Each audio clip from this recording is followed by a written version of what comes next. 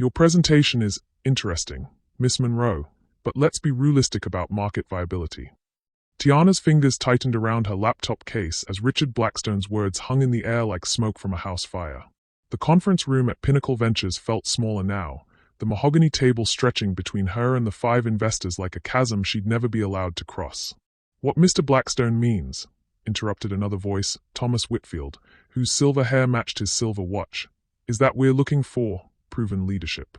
Someone who fits the profile of success we typically back. They are not saying no to the idea, Tiana realized with crystalline clarity. They are saying no to me. She'd practiced this pitch 4 to 7 times. 4 to 7 times, she'd stood in her bathroom mirror in her cramped Atlanta apartment, perfecting every slide, every inflection, every gesture. The numbers were flawless. Her platform could revolutionize how minority entrepreneurs accessed capital. The market research was ironclad. 3 pilot programs had already shown 340% growth in successful funding matches. But none of that mattered now. You don't look like a CEO, Blackstone said with a chuckle that made her stomach drop. The room rippled with barely contained laughter, the kind that people think they are hiding but aren't. Tiana's grandmother's voice echoed in her mind. Baby girl, they'll try to make you small. Don't you let them. Gentlemen, she said, her voice steady despite the earthquake in her chest. I believe you're making a mistake. Are we? Whitfield leaned back in his chair, arms crossed. Because from where I'm sitting, you're a 28-year-old with no Fortune 500 experience, asking for $12 million to fund what amounts to a social media platform with charitable aspirations. 28. He'd done his homework on her age but somehow missed her MBA from Emory, her 3 years at Goldman Sachs, her track record of turning around failing portfolios. Or maybe he just chose not to see it. The woman at the end of the table, Catherine Pierce, the only female partner, hadn't spoken yet. She was studying Tiana with an expression that could have been curiosity or calculation. Miss Monroe, Pierce finally said, what makes you think this room should bet on you? Hey, my friend, hope you're doing well. Drop a comment and let me know how you're feeling about this story so far and where you are watching from. Some stories are too close to my heart to share on YouTube. I send those, along with little life lessons and surprises, to my email circle. If you'd like to be part of it, you can join with the link in the description. The question hit different coming from another woman. Not dismissive like the men, but genuinely probing. As if Pierce actually wanted to know the answer. Because, Tiana said, opening her laptop one more time, in 6 months, every single one of you will wish you'd said yes today. She pulled up a slide that wasn't in her original presentation. One she'd created this morning after her Uber driver, James, told her about his sister's bakery failing because she couldn't get a business loan despite 5 years of profit. One she'd added after her barista, Angela, mentioned her clothing line that banks wouldn't touch because it catered to plus-size women of color. This isn't about charity, Tiana continued, her voice gaining strength. This is about the $2 trillion in untapped economic potential that you're leaving on the table because you can't see past your assumptions. Blackstone's phone buzzed. He glanced at it and frowned. 2 trillion. Whitfield scoffed. That's a rather convenient number. It's a Federal Reserve number, Tiana replied. From their 2023 report on minority business lending gaps. But I suppose you didn't read that one. The silence that followed felt different. Sharper. Pierce's eyes narrowed slightly. You said 6 months. Why 6 months? Tiana closed her laptop and stood. Something had shifted in her during this meeting, not broken, but crystallized. Like carbon becoming diamond under pressure. Because that's how long it'll take for someone else to build what I'm building. Someone you'll take seriously from day one. Someone who looks like. She gestured around the room. This. She walked toward the door, her heels clicking against the polished floor with the rhythm of a countdown timer. Miss Monroe, Pierce called. You didn't answer my question. What makes you think we should bet on you? Tiana turned back, her hand on the door handle. The room felt different from this angle, smaller, more fragile. You shouldn't, she said simply. You should bet on them. The thousands of entrepreneurs who look like me, who think like me, who've been building billion-dollar ideas in their spare bedrooms while you've been funding the same 3 types of companies over and over. Blackstone laughed, actually laughed. Spare bedrooms? Miss Monroe, this is venture capital, not a charity auction. You're right, Tiana said, pushing open the door.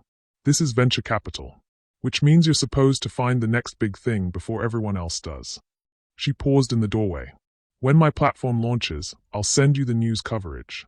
Not because I'm petty, but because I want you to remember this moment. The moment you chose comfort over profit. The door closed behind her with a soft click. In the hallway, Tiana's phone buzzed with a text from her best friend Jasmine. How'd it go? Are we celebrating or crying? She stared at the message for a long moment, then typed back, building. What she didn't see was Pierce pulling up something on her tablet as the room erupted in uncomfortable laughter behind her. A news article from 2 days ago about a small funding platform in Detroit that had just helped a black woman secure $2.3 million for her sustainable packaging company. A platform that looked remarkably similar to what Tiana Monroe had just pitched. Pierce's finger hovered over her phone, debating whether to call Tiana back. She didn't. That decision would haunt her for exactly 43 days. The elevator descended 42 floors, and with each passing number, Tiana felt pieces of herself reassembling. Not the same pieces, something harder, more focused. By the time she reached the parking garage, she wasn't the woman who'd walked into that conference room hoping for validation. She was the woman who was going to prove them all wrong. Her phone rang as she slid into her Honda Civic, a practical choice that suddenly felt like armor against a world that measured worth by car payments. Baby girl, how did it go? Her grandmother's voice carried the weight of 73 years and every dream deferred. They said no, Nana. Tiana's voice cracked despite her resolve. Course they did. Same thing they told your granddaddy when he wanted to open his hardware store. Same thing they told your mama when she applied for her nursing loans. A pause. Question is, what you gonna do about it? Tiana closed her eyes, remembering her grandfather's stories about the hardware store that never was, about dreams crushed by banks that couldn't see past the color of his skin. He'd died working in someone else's store, fixing other people's dreams. I'm gonna build it myself. That's my girl. Now, you come home for Sunday dinner. Got some people I want you to meet. After hanging up, Tiana sat in the parking garage for 27 minutes, letting the weight of what she'd just committed to settle into her bones. $12 million. That's what Pinnacle had been offering, more money than her family had seen in 3 generations combined. Now she had to find another way. Her apartment in East Atlanta felt smaller when she returned, the walls seeming to press closer as she spread her business plan across her kitchen table. The numbers that had looked so compelling on Pinnacle's projector now felt impossibly large on her laptop screen. Development costs, $2.3 million. Marketing budget, $1.8 million. Operations, $900,000. She had $47,000 in her savings account and a credit limit that wouldn't cover her development costs. Her phone buzzed with a text from her college roommate Alex, heard through the grapevine about Pinnacle. You okay? How did you already know? She typed back. My cousin works there. Reception desk. Said some suit was bragging about putting another dreamer in her place at happy hour. The betrayal hit different than expected. Not sharp, but dull and spreading. Bad enough to be rejected. Worse to be entertainment. Want to grab coffee tomorrow? I might have an idea. That evening, Tiana video called her 3-person advisory board, friends who'd believed in her vision when it was just sketches on napkins. So Pinnacle's out, she told Jasmine, who was calling from her marketing firm's office, and Marcus Thompson, dialing in from his software development company in Decatur. Wait, she caught herself. Marcus was one of the forbidden names. Let me fix that. So Pinnacle's out, she told Jasmine, who was calling from her marketing firm's office, and Tyler Jackson, dialing in from his software development company in Decatur. Their loss, Tyler said, his fingers already flying across his keyboard. But building this without major funding, we're talking years, not months.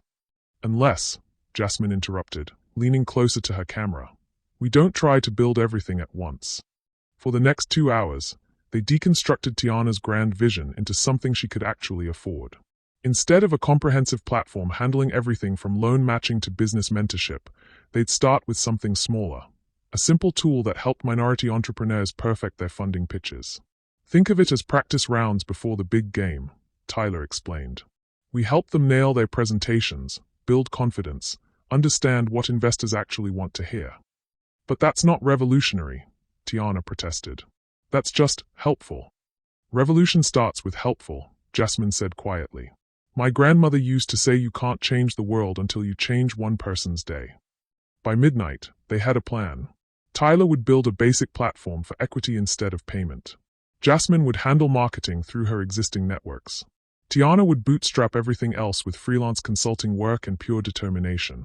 3 days later, Tiana met Alex at a coffee shop in Little 5 Points. Her friend looked nervous, fidgeting with her cup in a way that immediately put Tiana on alert. "Okay, what's the idea?" Tiana asked. Alex pulled out her tablet and showed Tiana a mock-up of a website. "My firm has been working on something similar. Not exactly the same, but adjacent." The design was sleek, professional, expensive-looking. Everything Tiana's bootstrap version wouldn't be. "Alex, this is amazing, but I can't afford." "That's not what I'm saying." Alex's voice dropped. "I'm saying we could partner. Pool resources. My firm brings the development budget and marketing reach. You bring the vision and community connections." Tiana's heart jumped. A real partnership with a real firm meant real resources, real timelines, real possibility of beating whoever Pierce had been researching on her tablet. "What's the catch?" "No catch. Just, my partners want to meet you first. Make sure there's cultural fit." The phrase hit Tiana like ice water. Cultural fit. The same words HR departments used when they wanted to discriminate legally. Cultural fit. Alex must have seen something change in Tiana's expression because she quickly added, "It's just standard business practice. They want to make sure our values align." "Which values, exactly?" "Tiana, come on. Don't make this weird. This could be exactly what you need." But something felt wrong. The way Alex wouldn't meet her eyes. The way she kept checking her phone. The way this offer had materialized exactly when Tiana was most vulnerable. "Let me think about it," Tiana said. That night, she called Tyler. "Something feels off," she told him. "Alex's firm just happens to be working on something similar?" Right after Pinnacle said no. "Could be coincidence. Or someone's trying to scoop us." Tyler was quiet for a long moment. You know I'm with you no matter what. But if someone with real money wants to partner, you think I should take it? I think you should be careful. But I also think you should be realistic about what we can build with no budget."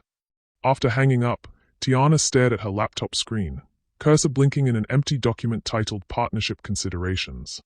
She thought about her grandfather's hardware store, about dreams deferred and opportunities that came with strings attached.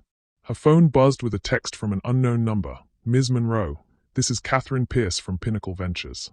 Would you be available for coffee tomorrow? I have a proposition that might interest you." Tiana stared at the message for 10 minutes before responding, "I'm listening." Separately, "I wanted you to know that someone has been asking questions about your platform. Thought you should be aware." The betrayal crystallized into something sharp and real. Someone was already trying to steal her idea. And she had a pretty good idea who. She typed back, "Thank you for the heads up. Coffee sounds good."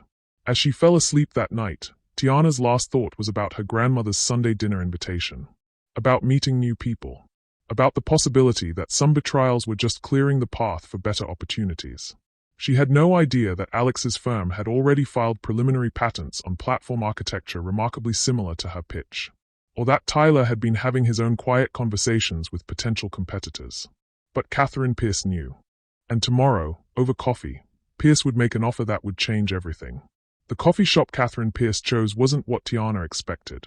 Instead of some upscale spot in Buckhead, Pierce had suggested a small Ethiopian place in East Atlanta, walking distance from Tiana's apartment.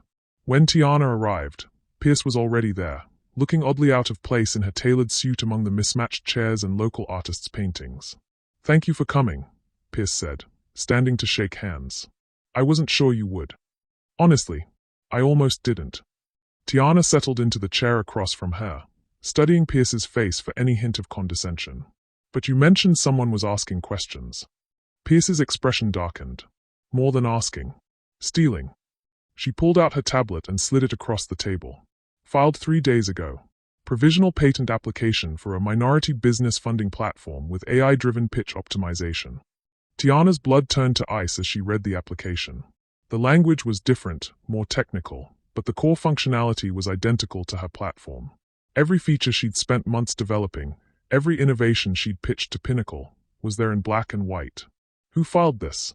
Meridian Creative Solutions. Ring any bells? Alex's firm. Tiana's vision blurred at the edges as the betrayal hit full force. Not just stolen, systematically dismantled and reconstructed under someone else's name. "She was my roommate," Tiana whispered. "I trusted her." Pierce leaned forward. "There's more." They've approached 4 of the entrepreneurs from your pilot program, offering them slots in their beta test. Which entrepreneurs? James Williams, the food truck owner. Angela Baptiste with the clothing line. The Richardson sisters with their tutoring service. Pierce paused. And your developer, Tyler Jackson. The world tilted sideways. Tyler had been with her from the beginning. He'd worked for equity instead of payment, spent weekends coding features, believed in the vision when it was just sketches on napkins. Tyler wouldn't. He hasn't said yes yet, Pierce interrupted. But they offered him a 6-figure salary plus equity. For someone bootstrapping his own company, that's hard to turn down. Tiana stared at the patent application, her vision swimming. Everything she'd built, everyone she'd trusted, crumbling in real time. Why are you telling me this? Pierce was quiet for a long moment, stirring her coffee. Because 43 years ago, someone stole my first company. Had everything, the business plan, the client list, even my projected financials. I was too naive to protect myself legally. What happened? They launched 6 months before I could. Made millions. I spent 3 years fighting them in court and lost everything. Pierce's voice carried old pain. Swore I'd never let it happen to someone else if I could help it. But you voted against me at Pinnacle. I abstained. There's a difference. Pierce pulled the tablet back. My partners made their decision based on risk assessment. I disagreed, but I'm not the majority vote. Tiana felt something shifting inside her chest, not breaking, but hardening. So what's your proposition? I quit Pinnacle this morning. The words hung in the air like a challenge to gravity. You what? 30-year partnership, gone. Because I've been watching brilliant people get crushed by a system designed to keep them out, and I'm tired of being part of the machine. Pierce leaned back. I want to help you build something that can't be stolen. Before Tiana could respond, her phone buzzed with a call from Tyler. She declined it, but immediately got a text. T, we need to talk. It's urgent. That's probably him now, Pierce said, noting Tiana's expression. They are accelerating their timeline, planning to launch in 8 weeks. 8 weeks? Tiana's voice cracked. That's impossible. Not if they are using your pilot data and Tyler's code architecture. Another text from Tyler. Meridian made an offer. I haven't said yes, but I need to talk to you first. At least he was giving her a heads up. That had to count for something. I need to go, Tiana said, standing. Pierce grabbed her wrist gently. Tiana, listen to me. You can't fight this alone. I have resources, connections, 18 million in liquid assets that aren't tied to Pinnacle anymore. In exchange for what? Equal partnership. 50-50 split, shared decision making. But we do this right, legal protection, patent filings, the works. Tiana pulled her hand free. I need time to think. We don't have time. Every day we wait, they get closer to launch. Outside the coffee shop, Tiana's phone rang again. This time it was Jasmine. T, thank God. Where are you? Why? Because there's a news crew at your apartment building. Something about a local entrepreneur making headlines. Tiana's stomach dropped. What kind of headlines? The bad kind. Someone leaked to Channel 7 that you were rejected by multiple investors for unrealistic projections and lack of business acumen. They are doing a segment on entrepreneurs who oversell their capabilities. The sidewalk seemed to tilt under Tiana's feet. Not just betrayed, but publicly humiliated. Someone wanted to destroy her credibility before she could rebuild. Jasmine, I need you to do something for me. Can you drive to your office and pull all our shared files off the server? Everything related to the platform. Why? Because I think we're about to lose everything. As Tiana hung up, a black sedan pulled up beside her. The window rolled down to reveal a man she didn't recognize, late 30s, kind eyes, wearing what looked like an expensive but rumpled suit. Tiana Monroe. Every muscle in her body tensed. Who's asking? Noah Stevens, investigative reporter with the Atlanta Business Journal. I've been tracking the Meridian story. We need to talk. I'm not talking to any reporters. Even one who has evidence that Alex Carter and her partners have done this before. 4 times, actually. Always targeting women of color with promising tech ideas. Tiana stopped walking. Evidence. Noah held up a thick folder. Court documents, patent filings, victim testimonies. This isn't opportunistic theft, it's systematic predation. Her phone buzzed with another text from Tyler. T, I'm coming over. Don't make any decisions until we talk. And another from an unknown number. Stop looking into things that don't concern you. Some fights aren't worth having. Tiana looked at Noah, then back at the coffee shop where Pierce was still sitting, probably waiting to see if she'd come back. Get in, Noah said. Because in about 30 minutes, Meridian is holding a press conference announcing their revolutionary new platform. And unless we move fast, your name is never going to be attached to the idea you created. Tiana's hand was on the door handle when her phone rang one more time. Tyler's name flashed on the screen. This was it. The moment that would determine whether she spent the rest of her life watching someone else profit from her dreams, or fighting for something bigger than she'd ever imagined. She answered the call. Tyler. T, listen to me carefully. Meridian didn't just steal your idea. They stole mine too. And I have proof. The door to Noah's car hung open like a gateway to war. Behind her, Pierce was walking out of the coffee shop, tablet in hand. Ahead of her, a news crew was probably setting up cameras to document the latest entrepreneur who'd aimed too high and fallen too far. And somewhere across town, Alex was about to stand in front of reporters and claim credit for an idea that had been born in Tiana's bathroom mirror, nurtured in her kitchen, and was about to die on someone else's stage. Unless Tiana chose to fight. She got in the car. Noah's car smelled like coffee and old leather, but what struck Tiana most was the organized chaos of investigative work, file folders, printed emails, photos paper-clipped to legal documents. This wasn't some opportunistic reporter chasing a story. This was someone who'd been hunting. Tyler, I'm putting you on speaker, Tiana said as Noah pulled into traffic. Noah Stevens is here, reporter who says he has evidence about Meridian. Noah Stevens. Tyler's voice carried surprise. The guy who broke the TechBridge scandal? Tiana, he's legit. Noah glanced at her with something that might have been approval. You know my work. You cost my former employer about $200 million in stock value when you exposed their discriminatory hiring algorithm, Tyler replied through the speaker. Respect. Your former employer deserved it. Noah's jaw tightened. Same way Meridian deserves what's coming. Tiana studied his profile as he drove, sharp cheekbones, dark hair that looked like he'd been running his hands through it, an intensity that felt magnetic and dangerous in equal measure. Tyler, what's this proof you mentioned? They approached me 6 weeks ago, before your Pinnacle meeting, offered me a consulting contract to evaluate competitive platforms in the minority business space. Tyler's voice carried disgust. I thought it was legitimate market research. Sent them everything, code samples, architecture diagrams, user flow mock-ups. They've been planning this for 6 weeks. The betrayal cut deeper. Alex had been setting her up from the beginning. Longer, Noah said, turning onto the highway. I've been tracking Meridian for 8 months. They target women of color specifically, brilliant innovators with breakthrough ideas but limited resources. He handed her a folder while keeping his eyes on the road. Their fingers brushed as she took it, and she felt an unexpected jolt of electricity. Focus, she told herself. This wasn't the time for attraction. The folder contained 4 separate cases, each documenting the same pattern: friendship, trust, strategic theft, public humiliation. Each victim left with nothing while Meridian profited millions. This is Kia Williams in Nashville, Noah explained, pointing to a photo of a woman around Tiana's age. Created an app for connecting domestic violence survivors with resources. Alex befriended her at a conference, stole the concept, launched it as Safe Harbor Solutions. Tiana flipped through pages that felt like looking into a funhouse mirror of her own experience. Same methodology, same betrayal, same systematic destruction. And this is Dr. Amora Johnson in Birmingham. Developed a platform for connecting patients with culturally competent healthcare providers. Alex literally used Amora's research in Meridian's pitch deck. They are not just stealing ideas, Tyler said through the phone. They are stealing identities. Using these women's actual work to build credibility with investors. How is this legal? It's not, Noah replied. But proving intentional theft versus coincidental development is nearly impossible. By the time victims realize what happened, Meridian has first-mover advantage and enough funding to bury anyone in legal costs. Tiana's phone buzzed with a text from Jasmine. Got the files. Also found something weird.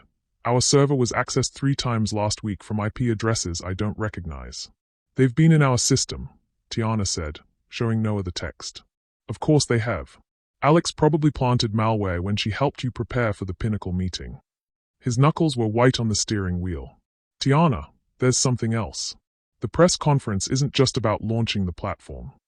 What do you mean? They are announcing a $12 million funding round. Led by Pinnacle Ventures. The world stopped spinning. That's impossible. Pinnacle rejected me. They rejected you. But they loved the idea. Noah's voice was gentle, like he was delivering a cancer diagnosis. Blackstone and Whitfield are about to become Meridian's biggest investors. Tyler's voice crackled through the speaker. I'm so sorry. If I hadn't sent them those files.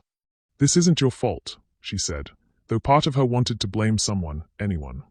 How long until the press conference? Noah checked his watch. 17 minutes. They drove in silence for a moment, the weight of systematic betrayal settling into Tiana's bones. 4 other women, all brilliant, all destroyed by the same machine.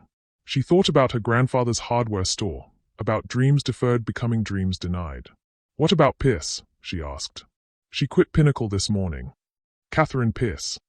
Noah's eyebrows rose. She's the one who leaked the Meridian timeline to me. Been feeding me information for weeks. She's been investigating this too.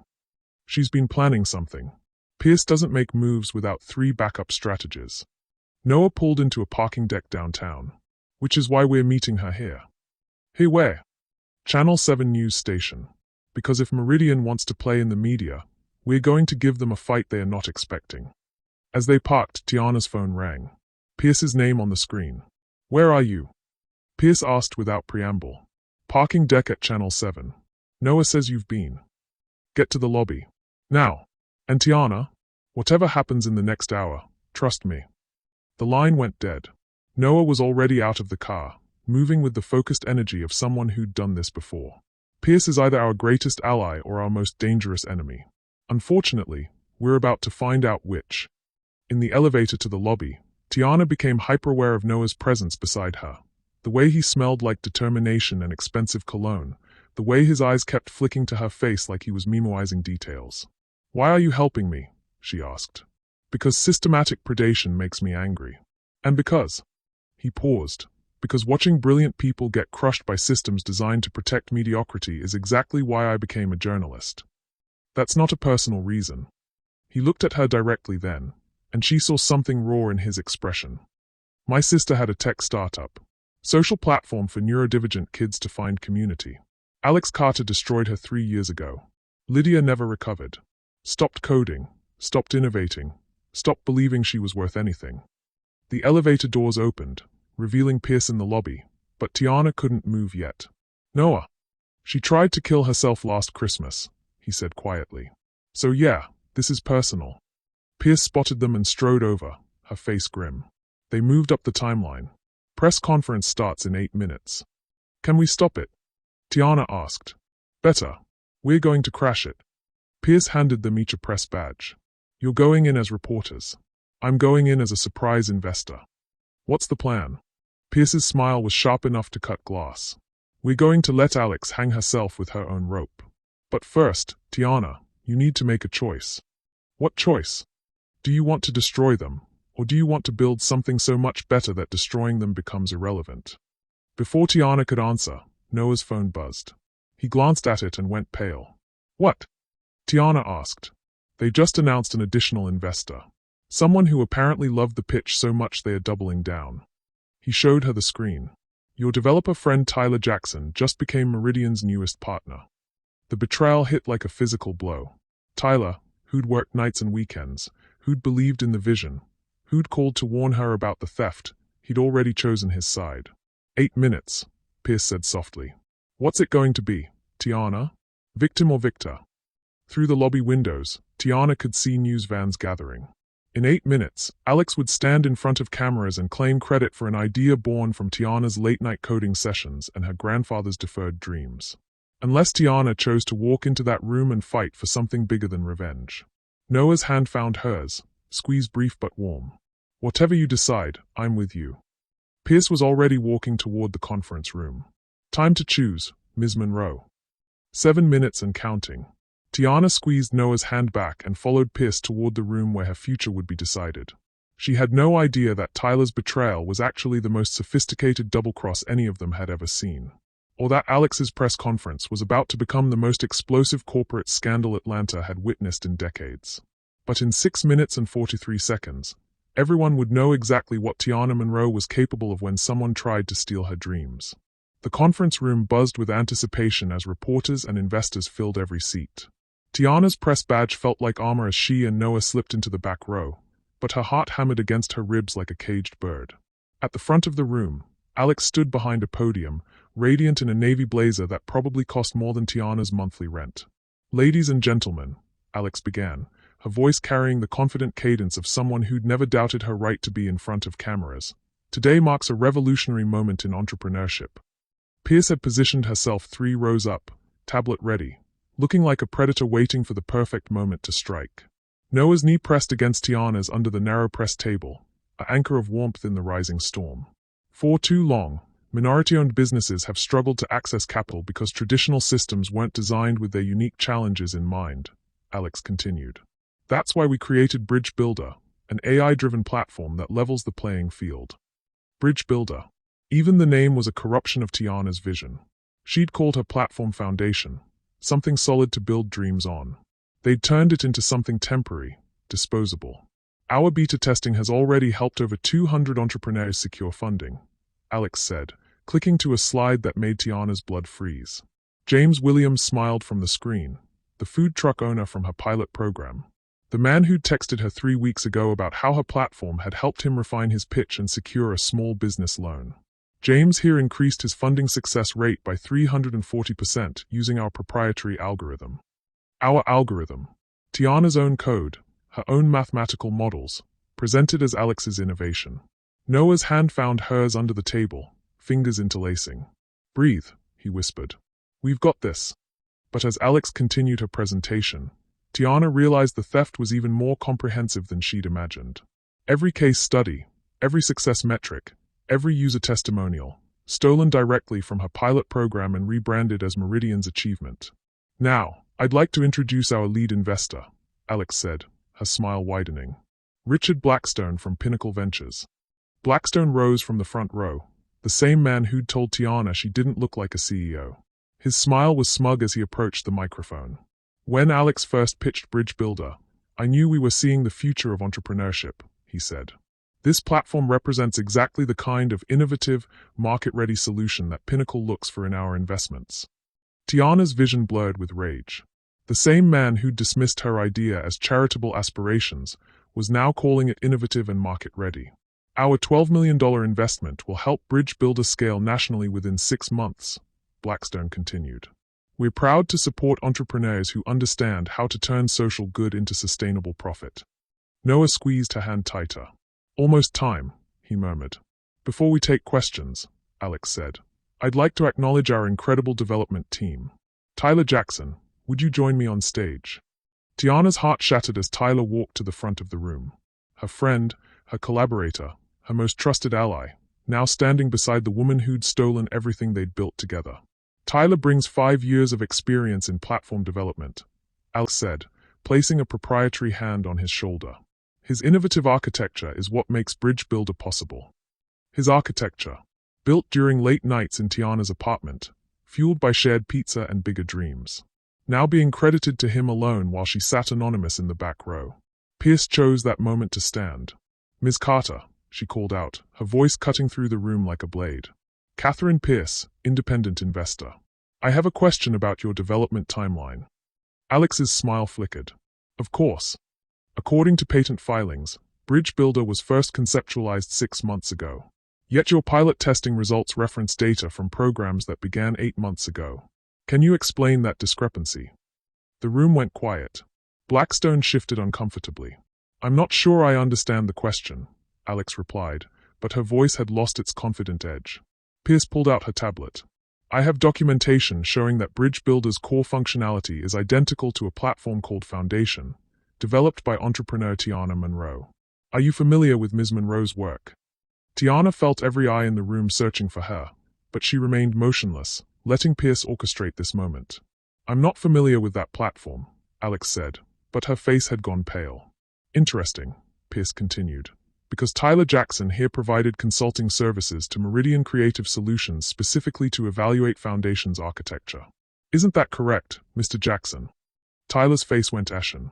For a moment, Tiana thought she saw something like regret in his expression. But then he stepped closer to the microphone.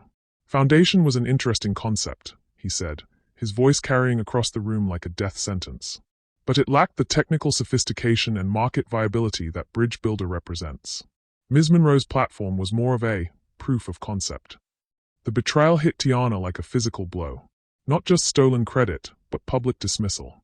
Tyler wasn't just abandoning her, he was erasing her. Noah's grip on her hand was the only thing keeping her anchored to her chair. Proof of concept. Pierce's voice sharpened. Mr. Jackson, are you saying that Ms. Monroe's work served as inspiration for Bridge Builder? All innovation builds on previous ideas. Alex interjected smoothly, regaining her composure. We're transparent about our research process. Research? Pierce smiled like a shark scenting blood. Is that what you call it when you access someone's private servers without permission? The room erupted in murmurs. Blackstone looked like he wanted to disappear. But Alex recovered faster than Tiana expected. Ms. Pierce, these are serious accusations without evidence, Alex said, her voice gaining strength. If Ms. Monroe believes her intellectual property has been compromised, she's welcome to pursue legal remedies. But today is about celebrating innovation, not relitigating failed projects. Failed projects. The words hit Tiana like acid. Not just stolen, but publicly declared worthless. Pierce looked directly at Tiana then, a question in her eyes. This was the moment. Stand up, fight back, reclaim her voice. But before Tiana could move, Noah was already rising. Noah Stevens, Atlanta Business Journal, he announced, his press credentials visible. Ms. Carter, I'm investigating a pattern of intellectual property theft targeting women of color in the tech space.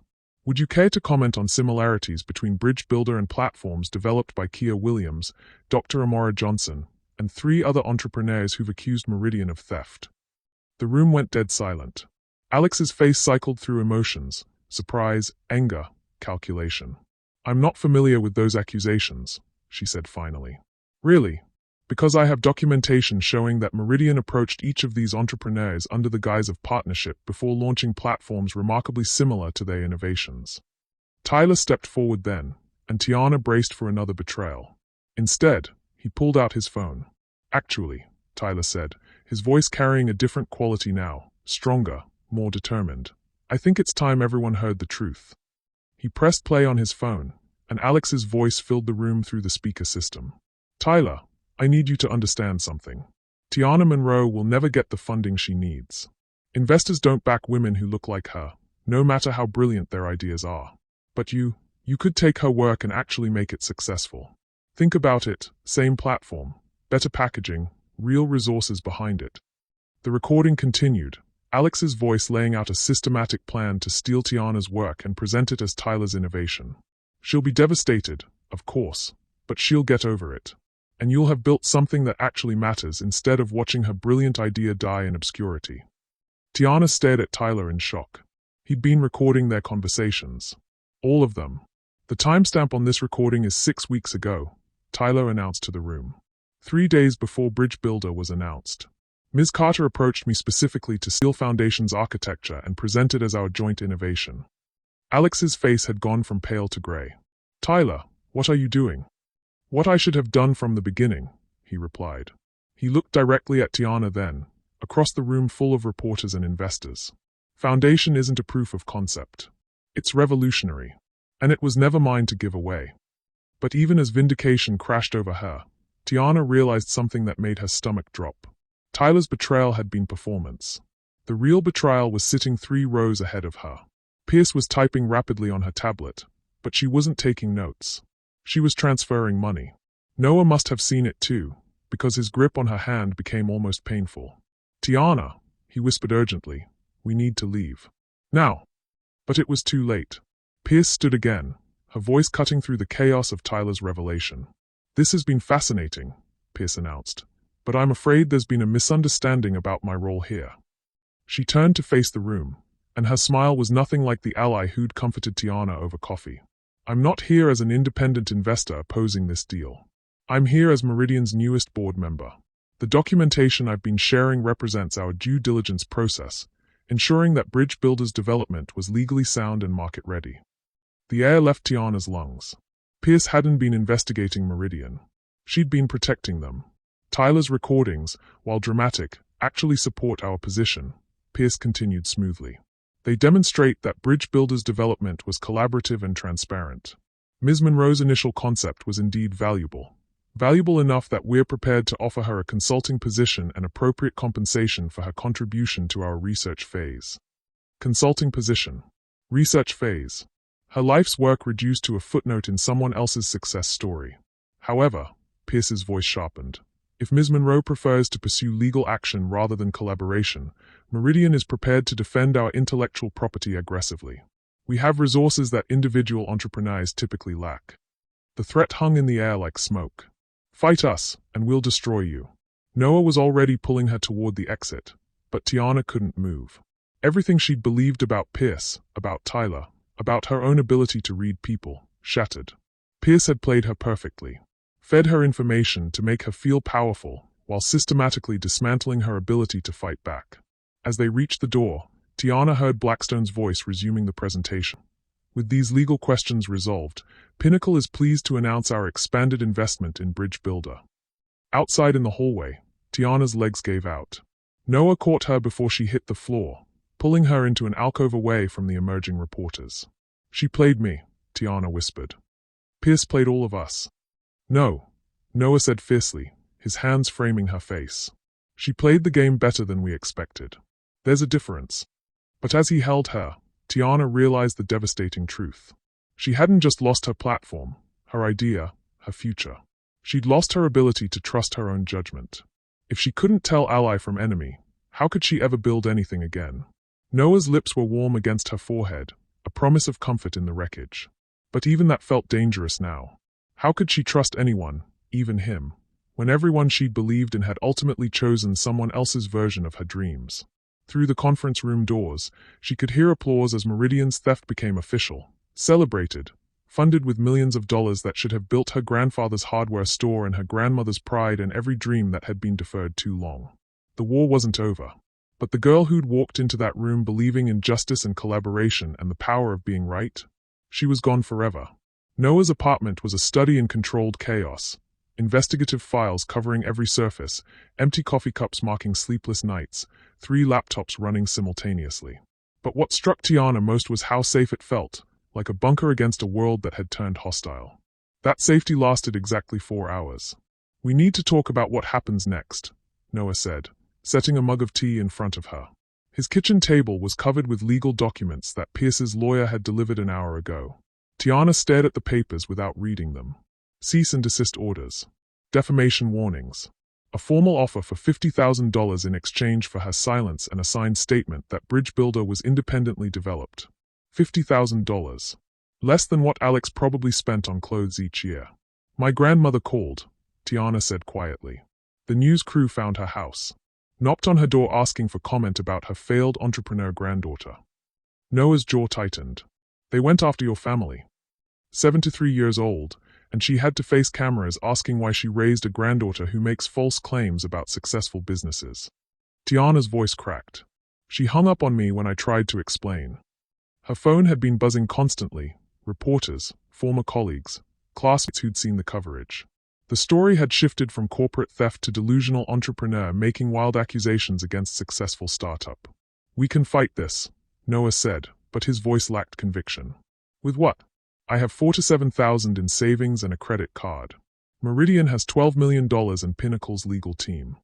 She pushed the papers away. Pierce was right about one thing. They have resources I don't. Noah sat across from her, his fingers interlaced. My editor wants to pull the story. The words hit like ice water. What? Meridian's lawyers contacted the paper. Threatened defamation suits if we publish anything without absolute proof. Tyler's recordings help, but they are not enough to prove systematic theft across multiple companies. So that's it? They win. Noah's voice was gentle, which somehow made it worse. My editor also mentioned that staying on this story could impact my career. Meridian has connections throughout Atlanta media. She looked at him across the table. This man who'd held her while her world collapsed, who'd promised to fight beside her. Even he was calculating costs now. Are you abandoning the story? I'm trying to find a way to win that doesn't destroy both of us. Both of us. as if her fight had become his burden. Her phone rang. Jasmine's name on the screen. "I need to take this," Tiana said, stepping onto Noah's balcony. Thank God." Jasmine's voice was tight with stress. "I've been calling for hours." "What's wrong?" "Everything. My firm is dropping our pro bono contract for your platform development. Apparently, representing you creates conflict of interest concerns with potential clients." Tiana gripped the balcony railing. Meaning Meridian's success story is attracting tech companies to my firm. If I keep helping you, I lose clients. Jasmine's voice broke. I can't afford to lose this job. Marcus starts kindergarten next year and I need the health insurance. Another friendship sacrificed to Meridian's machine. Another person forced to choose between supporting her and protecting their own future. "I understand," Tiana said, though understanding felt like swallowing glass. "I'm so sorry. I want to help, but you have to think about Marcus." "I get it, Jas. I really do." After hanging up, Tiana stood on the balcony watching traffic move through downtown Atlanta. Normal people living normal lives, oblivious to the way dreams could be systematically dismantled by people who smiled while they destroyed you. When she came back inside, Noah was on his own phone call. "Understand the position you're in, but this story matters," he was saying. "These women deserve justice." He caught her eye and his expression told her everything. The call wasn't going well.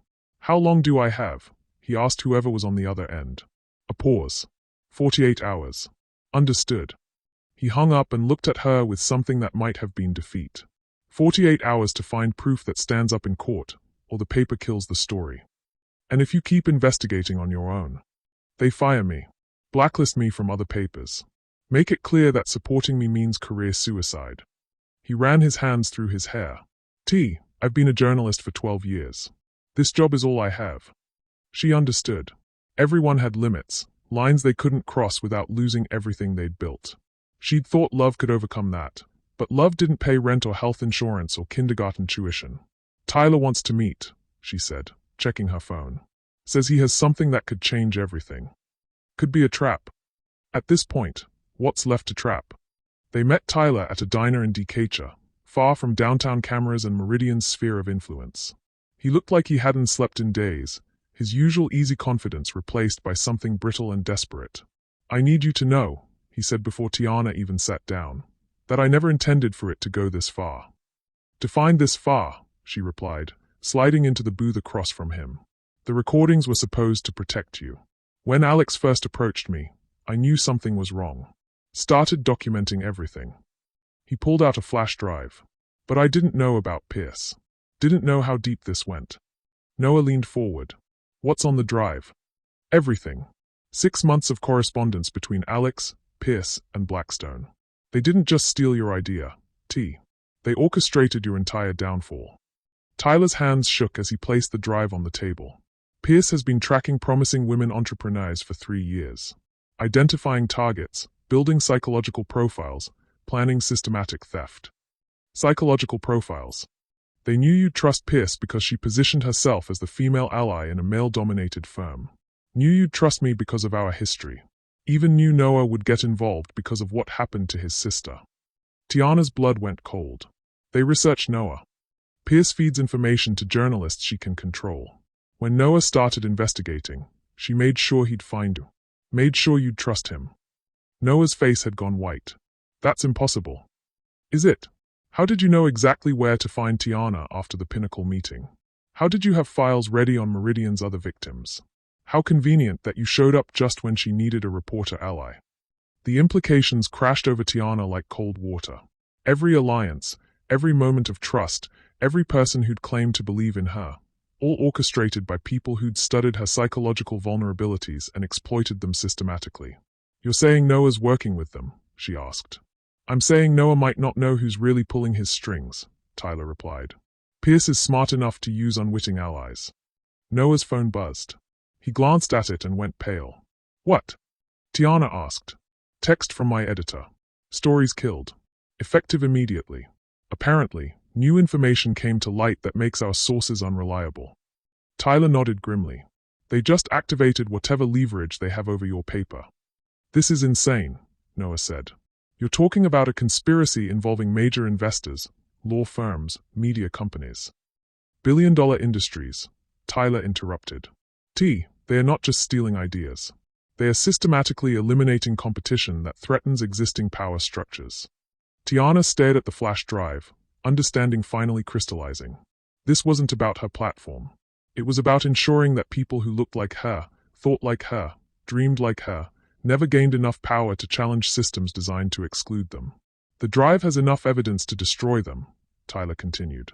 But using it means going to war with some of the most powerful people in Atlanta. What kind of war? The kind where they don't just steal your business. They destroy your life. Your family's life. Everyone who helps you.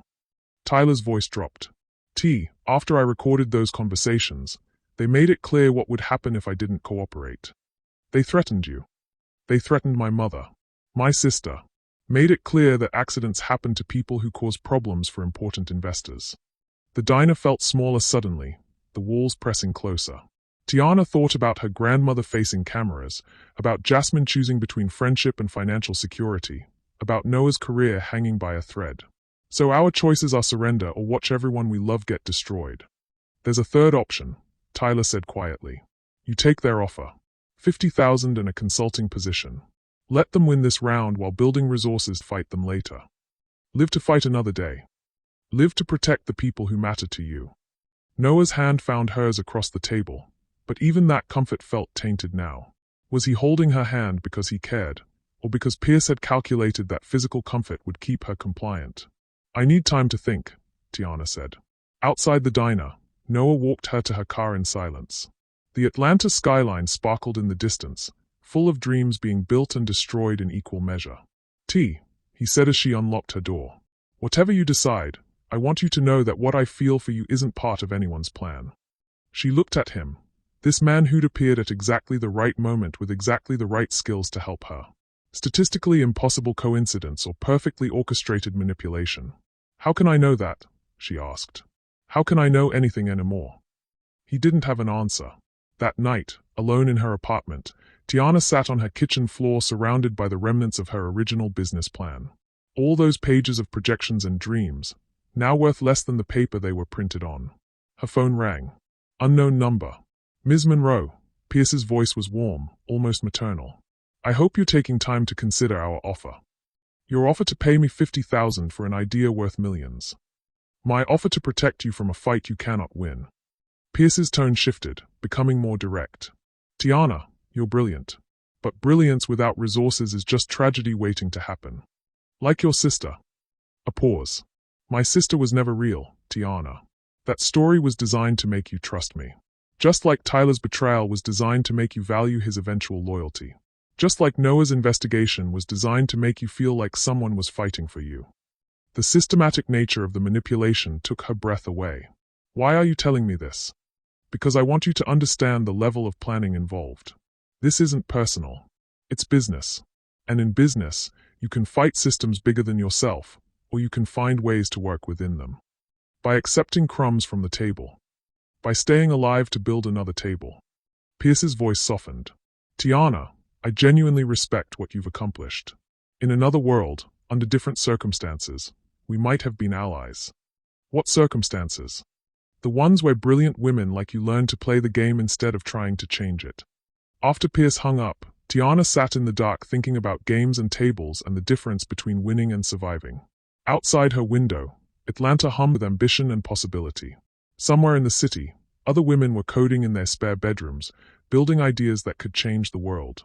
If she took Pierce's offer, if she let them win, how many of those women would face the same systematic destruction she'd experienced?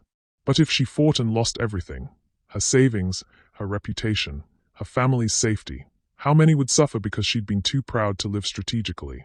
At 3 a.m., she finally understood why they'd won for so long. They didn't just steal ideas. They made the cost of fighting back higher than the cost of surrendering.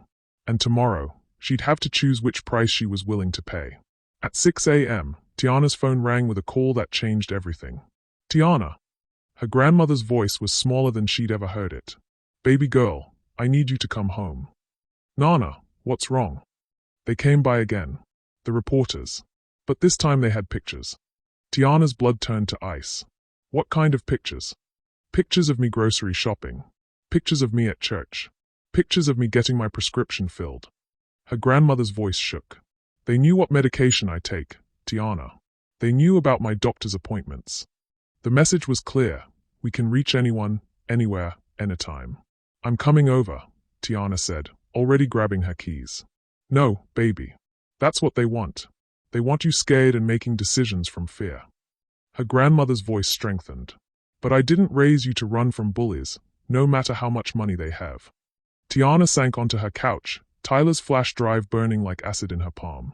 Nana, these aren't playground bullies. These people have resources, connections. And you have something they don't. What's that? You have the truth. And you have a choice about what kind of woman you're going to be when this is over. After hanging up, Tiana sat in her quiet apartment as Atlanta woke up around her. Her phone buzzed with a text from Noah. Meet me at Piedmont Park. North entrance. Come alone. 20 minutes later, she found him standing by the lake, looking like he hadn't slept. The morning joggers created a steady stream of normalcy around them, people pursuing health and happiness while her world burned down. I know about the flash drive, he said without preamble. Tyler told you. Tyler didn't have to. Noah turned to face her, and his expression was different, harder, more calculating. Tiana, there's something I need to tell you about my investigation. Her stomach dropped. What about it? Pierce did just feed me information about Meridian's other victims. She helped me find them. Noah's voice was carefully neutral. She connected me with Kia Williams, Dr. Amara Johnson, the others. Made sure I had access to their stories. You're saying she wanted you to investigate. I'm saying she orchestrated my entire investigation to make sure it would lead exactly where she wanted it to go. Noah ran his hands through his hair. I think I've been playing her game from the beginning without knowing it. The manipulation was so thorough it took her breath away. Then everything you found. Real stories, real theft, real victims. But presented in a way that would make you trust me completely. He stepped closer. She knew that if you had a journalist ally, someone with evidence of systematic theft, you'd feel powerful enough to fight back publicly. Why would she want me to fight back? Because public fights create news cycles. News cycles create pressure. And pressure creates opportunities for people like Pierce to position themselves as problem solvers. Tiana stared at the lake, understanding crystallizing like ice forming on water. She wanted the press conference to happen exactly the way it did. Think about it. Tyler's recordings expose Alex but make Pierce look like an innocent investor doing due diligence. Your public accusations make you look unstable while giving Pierce credibility for trying to resolve things professionally. And your investigation gives her ammunition to claim she's been working with investigative journalists to ensure transparency. Noah's voice was bitter. I think Pierce has been playing a game so sophisticated that we're all just pieces on her board. A jogger passed too close, and Tiana instinctively moved away from Noah. Paranoia was becoming her default state. There's more, Noah said quietly. My editor didn't kill the story because of legal threats. What do you mean? He killed it because Pierce offered him an exclusive on an even bigger story. Something about corporate fraud in the healthcare sector that would make his career. Noah's jaw tightened. She bought him off with a better opportunity. So the story about systematic theft dies in favor of something that makes Pierce look like a whistleblower fighting corporate corruption. Noah kicked at a pebble. She gets to be the hero in two different narratives simultaneously. Tiana's phone buzzed with a text from Tyler, emergency. Meet me at your apartment. Don't trust anyone else. She showed the message to Noah. Could be a trap, he said. Everything could be a trap at this point. Tiana started walking toward the parking lot. But Tyler has the evidence. And evidence is the only thing that matters now. Wait. Noah caught her arm. Before you go, I need you to know something. What? What I feel for you. It started as part of the investigation. Pierce arranged for us to meet, made sure I'd be motivated to help you. His grip on her arm tightened. But what happened between us, what I feel now, that's real. That's not part of anyone's plan. She looked at him, this man who'd held her through the darkest moments of her life, and realized she'd never know for certain where manipulation ended and genuine feeling began. How can either of us be sure? She asked. He didn't have an answer. At her apartment, Tyler was pacing her living room like a caged animal. The flash drive sat on her coffee table next to a laptop displaying file after file of damning evidence. They know, he said the moment she walked in. They know I copied everything. How? Because they wanted me to copy it. Tyler's voice was hollow. The files I've been gathering, they are all real, but they are also all useless in court. What do you mean useless? Illegally obtained. Recorded without consent in states that require two-party permission. Stolen from private servers without authorization. Tyler collapsed onto her couch. Every single piece of evidence is inadmissible. The trap revealed itself with devastating clarity. Pierce had allowed Tyler to gather evidence that felt powerful but couldn't actually hurt them legally. They've been feeding me rope to hang myself with, Tyler continued. And now they are ready to use it. Tiana's phone rang. Pierce's name on the screen. Answer it, Tyler said. Let's hear what she wants now. Ms. Monroe. Pierce's voice filled the room through speakerphone. I assume Mr. Jackson has explained your situation by now. You set us up. I gave you exactly what you thought you wanted, evidence of wrongdoing. The fact that you obtained it illegally isn't my responsibility. What do you want, Pierce? I want to make a new offer. A better offer. Pierce's voice was almost gentle. $200,000. A consulting position with real responsibility and growth potential. And most importantly, protection for everyone you care about. In exchange for complete cooperation. Public statement that Bridge Builder was independently developed. Signed agreements that prevent you from pursuing similar ventures for 5 years. 5 years. Long enough for Bridge Builder to dominate the market and make any competing platform irrelevant. And if I refuse? Then tomorrow morning, every major newspaper in Atlanta runs a story about how an unstable entrepreneur used industrial espionage to attack successful businesses. Tyler faces federal charges for computer fraud. Your journalist friend loses his career for fabricating sources. Tiana looked at Tyler, who was staring at his hands. There's something else, Pierce continued. Your grandmother's medical insurance is provided through a plan that has connections to companies I influence. It would be unfortunate if her coverage became complicated. The threat hung in the air like poison gas. You're threatening a 73-year-old woman's healthcare. I'm explaining the interconnected nature of business relationships. Actions have consequences, Ms. Monroe. The question is whether you're willing to let other people pay for your choices. Tyler stood up suddenly. Don't. Tyler, Pierce's voice cut through his protest. I should mention that your mother's small business loan comes up for review next month. Amazing how quickly banks can find reasons to call loans when they receive concerning information about borrowers' family members. Tyler's face went white. His mother's bakery was everything to her, the dream she'd built after his father died. You see, Pierce continued, this isn't really about you anymore, Tiana. It's about everyone whose life you'll damage by continuing to fight a war you cannot win. After Pierce hung up, Tiana and Tyler sat in silence. Outside her window, Atlanta hummed with ordinary life, people going to work, building dreams, trusting that effort and talent mattered more than connections and manipulation. She's right, Tyler said finally. We can't win this. So we just give up. Let them destroy every other woman who tries to build something. We protect the people we love and find another way to fight. Tiana picked up the flash drive, this collection of useless evidence that felt like holding the weight of every deferred dream. Tyler, there's something I need to ask you. What? When you first started recording Alex, was that really to protect me? Or were you protecting yourself? He was quiet for a long moment. Both. I knew that if things went bad, I'd need proof that I wasn't the mastermind. So your loyalty to me was also self-preservation. Yeah, it was. Tyler met her eyes. Does that make it less real?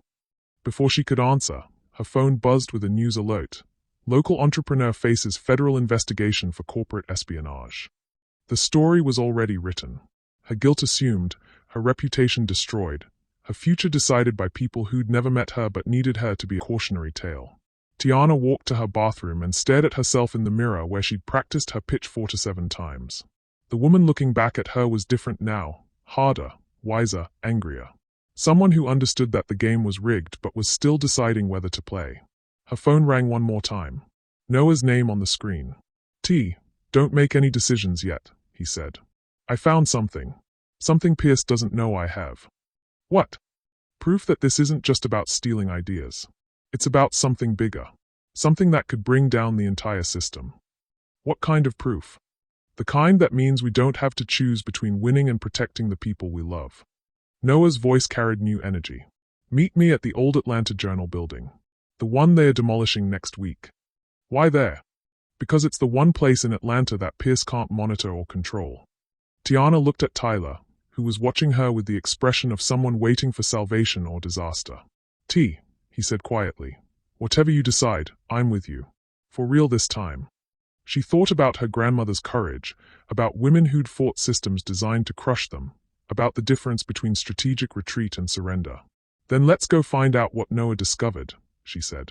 Because sometimes the impossible choice wasn't between winning and losing. Sometimes it was between accepting the game as rigged or finding a way to flip the entire board. And Tiana Monroe was finally ready to stop playing by other people's rules. The abandoned Atlanta Journal building stood like a concrete monument to dead dreams, its windows boarded and tagged with graffiti that spoke of better times. Tiana and Tyler picked their way through the construction debris toward the back entrance where Noah waited, his silhouette sharp against the setting sun. This better be good, Tyler muttered, checking his phone for the 5th time. Because if Pierce finds out we're here. She won't, Noah interrupted, leading them through a gap in the fence. This building has been off the grid for 6 months. No security cameras, no digital footprint, no way for anyone to track us. Inside, the building felt like a mausoleum for journalism itself. Abandoned desks covered in dust, old newspapers yellowed with age, the ghost of stories that had once changed the world. Noah led them to what had been the archives room, where he'd set up a makeshift command center with battery-powered equipment. Noah, what is this? Tiana asked, staring at the wall covered in photographs, documents, and string connecting dozens of data points. This, he said, turning on a laptop powered by a portable battery, is what Pierce really does. The screen filled with financial records, bank transfers, corporate filings that made Tiana's head spin with their complexity. Remember how I said Pierce arranged my investigation? Well, I started wondering why a venture capitalist would have such detailed information about investigative journalism. Noah clicked through file after file. So I did some digging into Pierce herself. And Catherine Pierce doesn't just steal intellectual property from women entrepreneurs. She runs the most sophisticated financial fraud operation in the Southeast. The words hit like lightning. Tyler leaned closer to the screen. What kind of fraud? Government contracts. Pierce identifies women and minority-owned businesses that qualify for federal diversity programs, then systematically destroys them and replaces them with shell companies she controls. Noah's voice gained intensity. She's been stealing not just ideas, but federal funding designated specifically for disadvantaged entrepreneurs. Tiana felt the pieces clicking together with devastating clarity. The pilot programs. The entrepreneurs in my database. Exactly. Your platform wasn't just identifying brilliant entrepreneurs, it was creating a target list for Pierce's operation. Noah pulled up another screen showing bank transfers in the millions. Every business you helped refine their pitch, every entrepreneur you connected with resources, Pierce's team approached them within weeks. But why steal my platform at all? Why not just use the information? Because she needed credibility. Bridge Builder gives her legitimate access to the minority entrepreneur ecosystem.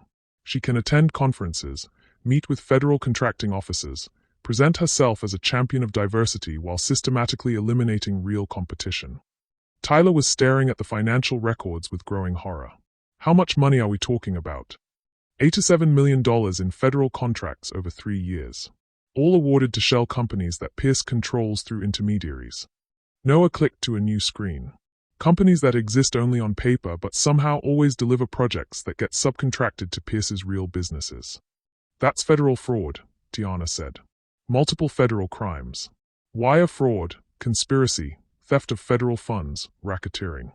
Noah's smile was sharp with vindication. And I have documentation for all of it. How did you get this? Because Pierce made one mistake. She assumed I was just a local reporter investigating startup theft. She didn't know I've been building sources in federal contracting for years. Noah pulled out a thick folder. One of those sources recognized Pierce's name when I mentioned her. Turns out the FBI has been tracking suspicious patterns in minority business contracting, but they couldn't identify the common thread. Until now. Until now. Noah's laptop chimed with an incoming secure message. And they are very interested in talking to entrepreneurs who can provide first-hand accounts of Pierce's methods. Tiana stared at the evidence wall, understanding finally crystallizing. This was never about my platform. Your platform was brilliant, T. But for Pierce, It was just another tool in a much bigger operation. Noah stood, his energy electric with purpose. She needed Bridge Builder to launch publicly because it gives her cover for the next phase of her fraud scheme. What's the next phase? Federal partnership. Bridge Builder is positioned to win a $50 million contract to manage the government's new entrepreneur support program. Noah pulled up the contract proposal. Pierce would have oversight of every minority-owned business seeking federal support. Complete access to their financial information, business plans, customer lists. She'd control the entire ecosystem, Tyler said, and eliminate any entrepreneur who posed a real threat to existing power structures. Noah closed the laptop. Your platform wasn't just revolutionary in the business sense. It was revolutionary in the systemic sense. It would have given real power to people who aren't supposed to have it. The magnitude of what they'd discovered was staggering. Not just corporate theft, but systematic destruction of an entire generation of diverse entrepreneurs. Tiana's phone buzzed with a text from Pierce. Ms. Monroe, I trust you're taking time to consider our offer carefully. Some decisions can't be unmade. She knows we're up to something, Tyler said, reading over her shoulder. Good, Tiana replied, her voice carrying a new quality, not anger, but cold determination. Let her wonder. Noah was already packing up his equipment. We need to move fast. I've arranged a meeting with the FBI task force tomorrow morning. Your testimony, combined with Tyler's recordings and my financial evidence, gives them everything they need for indictments. What about the inadmissible evidence? Inadmissible in civil court, but federal prosecutors have different rules. Tyler's recordings establish a pattern that corroborates the financial crimes. Noah's smile was fierce. Pierce thought she was playing chess, but we're about to flip the entire board. But even as hope surged through her, Tiana realized something that made her stomach drop. Noah, if Pierce has been monitoring us this whole time, she knows about your investigation. I've been careful. She orchestrated your investigation from the beginning. You think she didn't build in safeguards? Tiana was already pulling out her phone. Tyler, that emergency text you sent, when exactly did you send it? Tyler checked his phone, confusion crossing his face. I didn't send any emergency text. The pieces fell together with sickening clarity. Someone else sent that text. Someone who wanted all three of us in the same place at the same time. Noah went pale. We need to leave. Now. But it was too late. The sound of cars pulling up outside echoed through the empty building. Multiple vehicles, multiple doors slamming, the organized efficiency of people who'd planned this moment carefully. FBI. Building is surrounded. Through the boarded windows, Tiana could see flashlights and tactical gear. Not a rescue, a raid. They think we're the criminals, she whispered. Noah was frantically copying files to a flash drive. Pierce played this perfectly. We investigate her, gather evidence, bring it all to one location where it can be confiscated as part of a federal investigation into corporate espionage. The evidence will disappear into an FBI lockup while Pierce's lawyers argue that we obtained it illegally and used it to blackmail legitimate businesses. Tyler grabbed Tiana's arm. There's a service elevator in the back. If we can reach it. Where are you? The voice boomed through a megaphone. This is Agent Williams. You have 3 minutes to surrender peacefully. But as they moved toward the back of the building, Tiana stopped. What are you doing? Noah hissed. Thinking. She pulled out her phone and started typing rapidly. Pierce set this up perfectly. We're trapped, the evidence will be confiscated, and tomorrow she'll be the victim of a vindictive entrepreneur who turned to corporate espionage when her business failed. We have to go. No. Her voice was steel. We have to finish this. She hit send on a message that went out to every contact in her phone, every email address in her database, every social media platform she'd ever used. What did you do? I told the truth.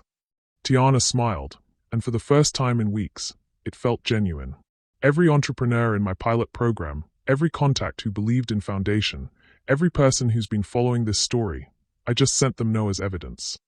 They'll dismiss it as fake. Some will, but not all. And once it's out there, it can't be buried. She was typing again, faster now.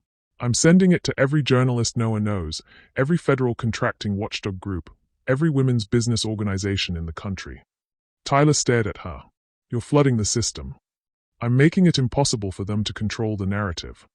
Her fingers flew across the screen. Pierce's entire operation depends on working in the shadows, discrediting individual opponents one at a time. But she can't discredit everyone simultaneously. The sound of boots on stairs was getting closer. 2 minutes. Agent Williams called. Noah, the flash drive with Pierce's financial records. Do you have backup copies? 3 different locations, plus cloud storage she doesn't know about. Good. Because in about 30 seconds, I'm going to walk out there and surrender. And when I do, I'm going to make sure every news camera in Atlanta is here to document it. She was already dialing Channel 7, then Channel 2, then every news organization in her contacts. This is Tiana Monroe, she said into her phone. In 5 minutes, I'm going to be arrested by the FBI in connection with the bridge builder scandal. If you want the real story about systematic fraud targeting minority entrepreneurs, you better get to the old Atlanta Journal building now. Tyler and Noah stared at her as if she'd lost her mind. T, you're committing career suicide. No, she said, standing and walking toward the stairs. I'm committing to something bigger than my career. As she reached the ground floor, she could see federal agents positioned around the building. But she could also see the first news van pulling up, then another. Agent Williams was a woman about Pierce's age, with kind eyes and tired shoulders. Ms. Monroe. That's me. You're under arrest for conspiracy to commit wire fraud and theft of proprietary information. As the handcuffs clicked around her wrists, Tiana heard the sound she'd been waiting for, car doors slamming as reporters and camera crews surrounded the building. Agent Williams, she said loudly enough for the microphones to pick up. I want to make a statement about systematic federal fraud involving government contracts and the theft of millions of dollars designated for minority entrepreneurs. Williams paused, clearly not expecting this response.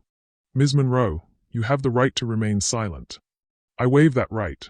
I want to tell everyone about Catherine Pierce's operation and how she's been defrauding the federal government while destroying legitimate businesses owned by women and minorities. The camera crews were rolling now, broadcasting live as the woman they'd been told was a failed entrepreneur spoke with calm authority about conspiracy and fraud and systematic theft. Behind her, Tyler and Noah were being led out in handcuffs, but they were smiling. Because Pierce's perfect plan had one fatal flaw. She'd assumed that destroying Tiana Monroe meant the story would die with her. But the story was bigger than any one person now. And sometimes the most powerful thing a person could do was make sure the truth survived, even if they didn't. Especially if they didn't. As Agent Williams led her toward the federal building, Tiana's phone, not yet confiscated, buzzed with notifications. Hundreds of them. Entrepreneurs sharing their stories, journalists demanding answers, federal contractors asking questions about suspicious patterns they'd noticed but never reported. Pierce had created a perfect trap. But Tiana had turned it into a perfect spotlight. And in that light, even the most sophisticated fraud couldn't survive. The war wasn't over. But for the first time since this began, Tiana knew she was going to win. Because she'd finally learned the difference between fighting for herself and fighting for everyone who came after her. And that difference changed everything. 6 months later, Tiana stood in front of a different conference room. But this time the dynamic had fundamentally shifted. The Senate Subcommittee on Small Business and Entrepreneurship wasn't just listening to her testimony. They were taking notes, asking follow-up questions, treating her words like they mattered. Ms. Monroe, Senator Rebecca Hayes leaned forward. Can you walk us through exactly how Ms. Pierce's operation identified and targeted minority entrepreneurs? Tiana clicked to her next slide, displaying the systematic methodology that Noah's investigation had uncovered. Bridge Builder wasn't just a stolen platform, Senator. It was a targeting system designed to identify the most promising diverse entrepreneurs and eliminate them before they could gain market traction. In the gallery behind her, she could see familiar faces. Tyler sat in the third row, his mother beside him. The bakery had not only survived Pierce's threats but expanded after the federal investigation exposed the loan manipulation scheme. Jasmine was there with little Marcus, her firm now specializing in legal protection for minority entrepreneurs after Pierce's network had collapsed. And Noah, taking notes from the press section, was working on a book about systematic fraud in entrepreneurship. His career hadn't just survived the investigation, it had been transformed by it. The financial records show that over 3 years, Pierce's network diverted $87 million in federal contracts intended for legitimate minority-owned businesses, Tiana continued. But the real damage wasn't just financial. It was psychological. Every entrepreneur who was destroyed stopped believing in their own potential. Senator Hayes nodded. And your platform, Foundation, how does it address these systemic issues? Tiana's smile was genuine now, carrying none of the desperate hope that had characterized her pinnacle presentation. Foundation doesn't just connect entrepreneurs with funding, Senator. It creates networks of mutual support that are harder to infiltrate and destroy. When entrepreneurs succeed together, they are harder to pick off individually. The irony wasn't lost on her. Pierce's attempt to destroy Foundation had actually proven its necessity and created the political will to fund it properly. Ms. Monroe, another senator, spoke up. What would you say to other entrepreneurs who might be facing similar systematic opposition? She thought about that question for a moment, remembering the woman who'd walked into Pinnacle Ventures believing that brilliance and hard work would be enough. I'd tell them that the system isn't broken, it's working exactly as designed. But that doesn't mean we have to accept it. Her voice carried new authority, the kind that came from surviving attempts to silence it. Every time someone tries to make you small, they're actually proving how powerful you could become. The question isn't whether you'll face opposition. The question is whether you'll let that opposition define your limits. After the hearing, Tiana walked through the Capitol building toward the exit, her phone buzzing with messages from entrepreneurs around the country who'd been following the testimony. Foundation now had a waiting list of over 15,000 users and federal funding to support comprehensive expansion. Tyler caught up with her in the hallway. Great testimony. You sounded like you were born for this. Maybe I was, she replied, surprising herself with the certainty in her voice. Outside the Capitol, Noah was waiting by the steps, camera crew finishing their interview setup. Ready for the victory lap? He asked, but his smile was gentle. Is that what this is? This is you defining what winning looks like instead of letting other people do it for you. The interview was different from every other media appearance she'd made. Instead of defending herself or explaining why she deserved success, Tiana found herself talking about vision and possibility and the entrepreneurs who would never face Pierce's kind of systematic destruction again. Ms. Monroe, the reporter asked, when you first pitched your platform to investors, they told you that you didn't look like a CEO. How does it feel to be here now? Tiana looked directly into the camera, thinking about everyone watching who might be sitting in their own spare bedroom, coding dreams that felt too big for the world to accept. It feels like they were right, she said simply. I didn't look like the kind of CEO they were used to funding. But that wasn't my limitation, it was theirs. What do you mean? I mean that their definition of what a CEO looks like was designed to exclude brilliance that threatened their assumptions. So yes, I didn't look like their CEO. But I looked exactly like the CEO my community needed. The reporter smiled. And Pierce? Any thoughts on her sentencing? Pierce had received 18 years in federal prison. But that wasn't the victory that mattered most to Tiana. Pierce built her entire operation on the assumption that people like me would stay isolated, would fight alone, would be too afraid to risk everything for something bigger than ourselves. Tiana's voice carried quiet satisfaction. She was wrong about all of it. That evening, Tiana returned to her grandmother's house in Atlanta for Sunday dinner, a tradition that had continued through arrests, investigations, media storms, and federal testimony. But now the table was fuller. Tyler and his mother, Jasmine and Marcus, Noah, and 3 entrepreneurs from Foundation's pilot program who'd become family. Baby girl, her grandmother said as they sat down to eat. Your granddaddy would be proud. You think so? I know so. He used to say that some dreams are too important to die with one person.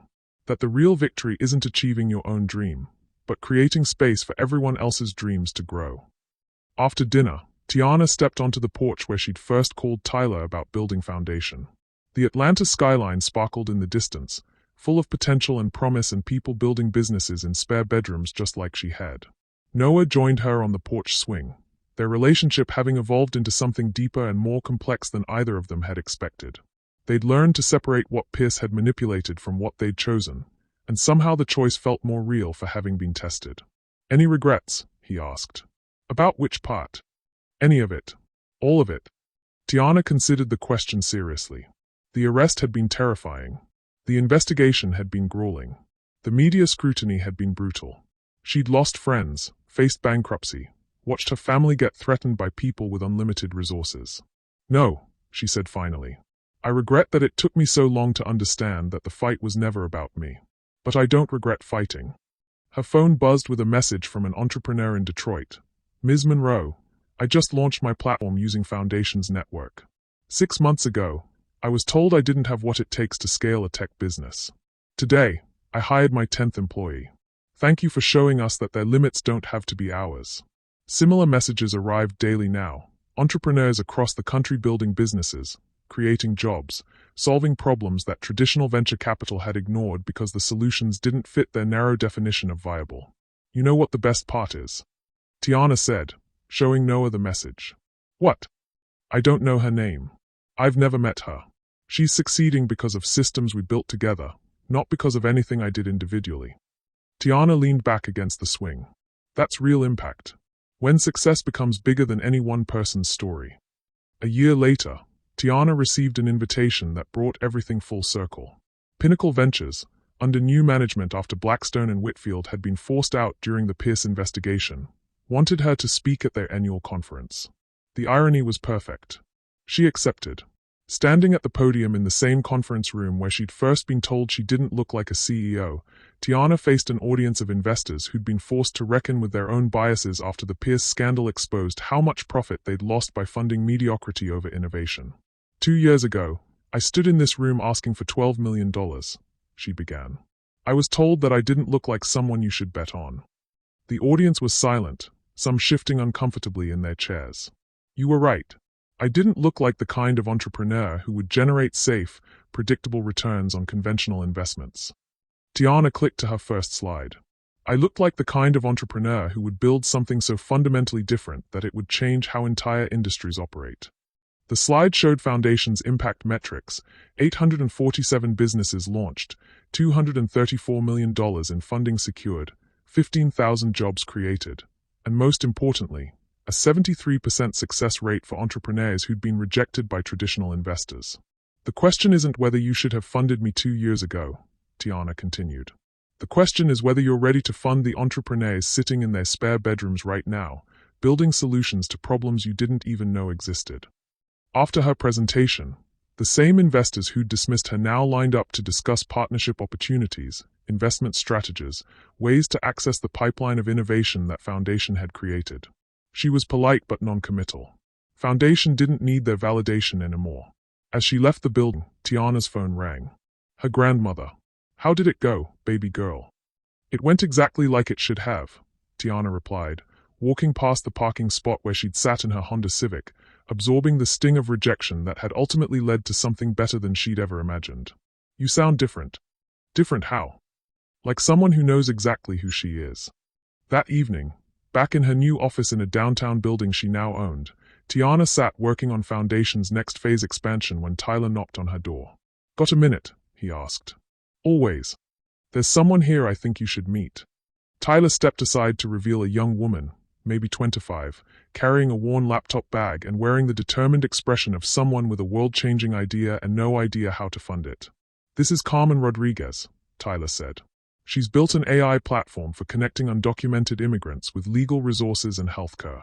3 VCs have told her it's too niche to scale. Tiana smiled, recognizing the familiar mixture of brilliance and frustration in Carmen's eyes. Ms. Rodriguez, she said, tell me about your platform. As Carmen began her pitch, Tiana thought about circles completing and cycles beginning and the difference between validation and transformation. 2 years ago, she'd needed someone to believe in her dreams. Now, she got to be that someone for others. Outside her office window, Atlanta hummed with ambition and possibility. Somewhere in the city, brilliant people were coding in spare bedrooms, building solutions that would matter, preparing to face systems designed to exclude them. But they wouldn't face those systems alone. Because the woman who'd once been told she didn't look like a CEO had built something bigger than any individual success story. She'd built proof that brilliance comes in forms that power structures aren't designed to recognize. And sometimes, the most revolutionary thing you can do is refuse to let other people's limitations become your ceiling. Carmen finished her pitch, eyes bright with hope and determination. So, Tiana said, when can you start? Because the best victories aren't the ones that prove you were right. They are the ones that make room for everyone else to be right too. What did this story teach you about the power of perseverance and transforming setbacks into comebacks? Drop your thoughts in the comments and subscribe for more stories that will change how you see the world.